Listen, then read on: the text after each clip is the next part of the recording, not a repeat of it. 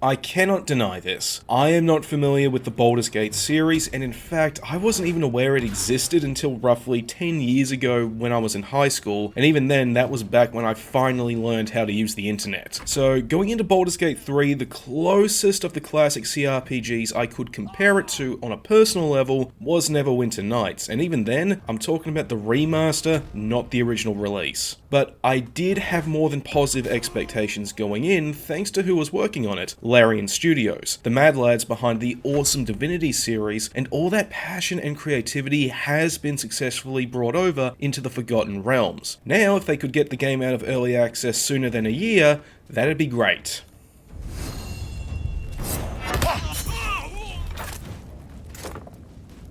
Before release, Larian made it clear that Baldur's Gate 3 wasn't going to be a continuation of the Baalspawn saga. That story was done, and it also wasn't going to be the original Black Hound story either. Instead, they created an all-new story set 100 years after the second game, where the player character sees themselves abducted by the Mind Flayers, dimension-hopping monsters that reproduce through parasites put in a victim's brain. After being implanted with one, you escape when the Flayers' ship crashes, so now you and your companions are on a personal quest to remove the parasites, find out their connection to the sunrise and worship of a god called the Absolute, and decide the fate of the city of Baldur's Gate. In its current state, the story is already of a great standard, with not only an interesting conflict, but various well-realized twists and turns unfolding as you explore the Sword Coast. The characters too are well-realized and varied in personality, making the encounters with not only the NPCs, but also enemies memorable each time, and that also includes your companions as you recruit them along the way. Some of these include the light-hearted wizard Gale, the militaristic Laziel, and the flippant Astarion, with the possibility of more being added thanks to data miners as the game is updated. Now there's a bloody devil trailing after us, and this gets better and better. Shop around, he said. He seems sure we'll find it. Now, as for the gameplay, there is one thing about it that I cannot stress enough. If it wasn't for the Dungeons & Dragons license, this game would be Original Sin 2.5. The core of the gameplay, from navigating the environment to the combat, is lifted right out of Larian's previous game, with new additions added from the D&D 5th edition rule set, such as spell slots and dice-based skill checks. Personally, I don't find this to be such a bad thing, since I actually loved Original Sin 2 as well as the wider Divinity series, and the addition of the D&D mechanics just led to a form of gameplay that was already fine, becoming more deep and intricate. There are other changes such as damage now being based on invisible dice rolls or different dice types, such as a sword using 1d4 while an axe uses 1d6, just as a loose example. I'll admit, this made me a little confused when I started playing, but it wasn't something I couldn't figure out, and like the other additions, did blend into the Divinity gameplay template almost flawlessly. In fact, I dare say I may have even learnt a little bit of how to actually play the tabletop from playing this game. However, I can understand how this gameplay shift would be off-putting for fans of the original games and their cousins, for the long overdue third entry to suddenly be a complete departure from what they loved. I also won't deny that it can be considered very lazy of Larian to just copy and paste their previous work, but there is also no denying either that what they've done works, or that if you want a true return to the gameplay of the original Baldur's Gate above all else, alternatives to 3 do exist.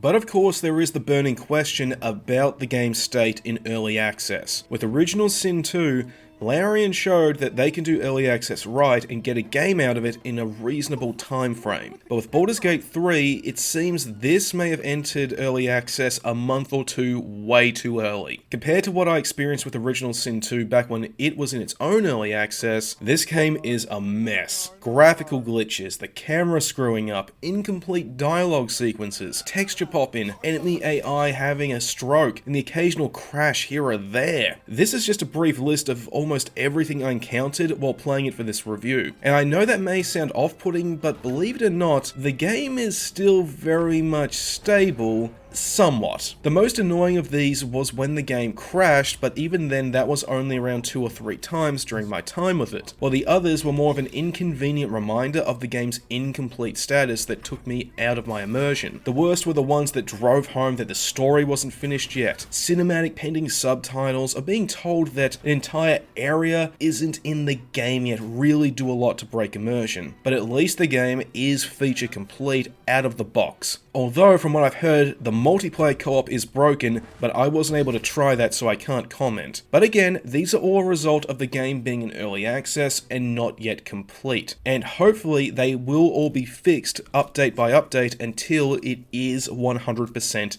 done. Your mind lurches, reeling suddenly as if bitten. Lae'zel's fear grips you.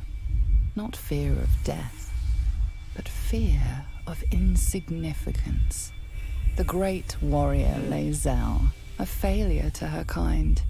She will wield no silver sword, ride no red dragon, forever unknown to the great Lich Queen Vlaakith.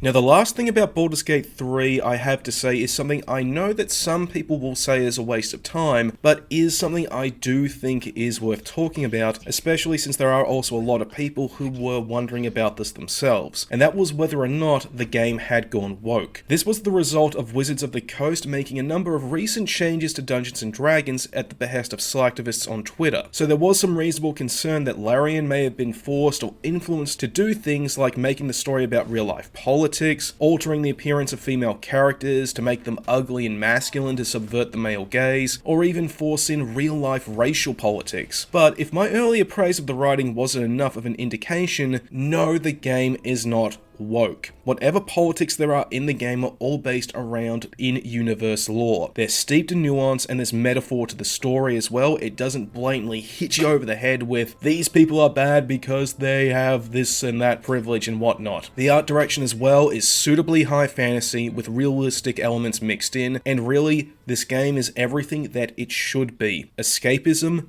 and nothing but. Presses against the skin beneath your brow.